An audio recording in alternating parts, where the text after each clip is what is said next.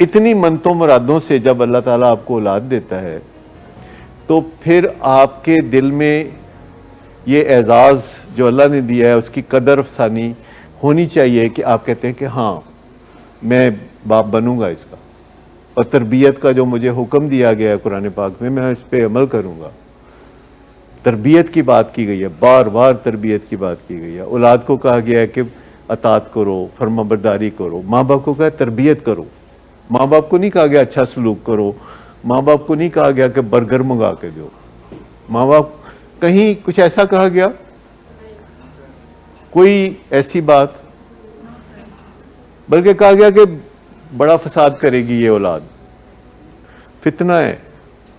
مطلب ہے کہ آپ کے کرنے کا کوئی کام ہے جس کی وارننگ مل رہی ہے کہ دیکھو دھیان نہ رہنا، اے بڑا مشکل کام جے، بڑے تنگ ہو گئے تسی، اے خوش پہ ہوندے ہو تسی تے تنگ ہوندے پہ ہو تے تگڑے ہو جاؤ۔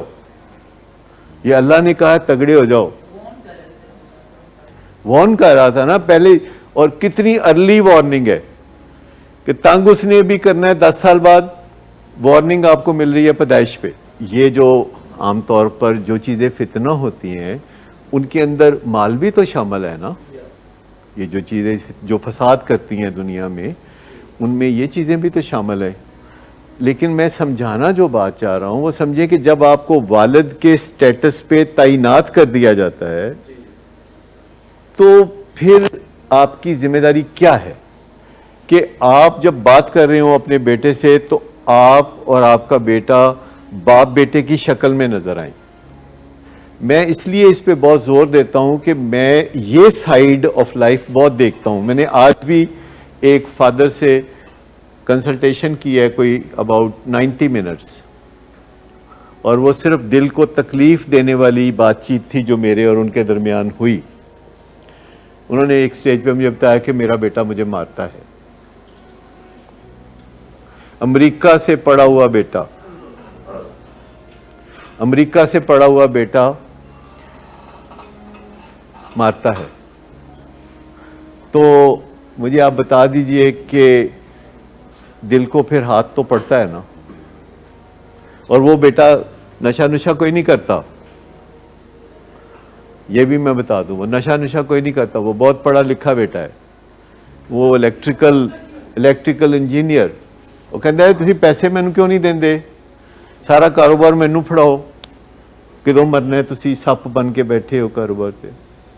یہ عام سی بات ہے کہ والد اپنے اسکریچ سے بزنس کو لے کے اوپر جاتا ہے اور پھر مرتا نہیں ہے، ٹائم پہ مرتا نہیں ہے، اس کا یہ قصور ہے۔ تو والد کو پھر اولاد دیکھتی ہے بعض اوقات کہ تسی مردے نہیں تھے پھر پیسے تے دیو۔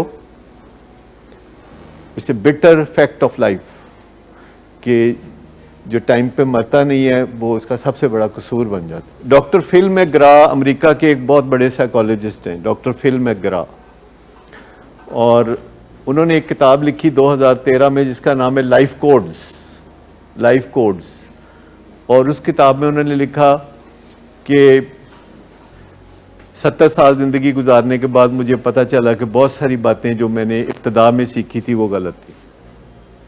ان کا ایک ٹی وی شو بھی بہت پاپولر ٹی وی شو بھی ہے، انہوں نے 10 بیسٹ سیلرز بکس بھی لکھی ہیں، اور 2013 میں کتاب لکھی لائف کوڈز، اور اس میں انہوں نے دل کے پھپھولے سارے پھوڑ ڈالے۔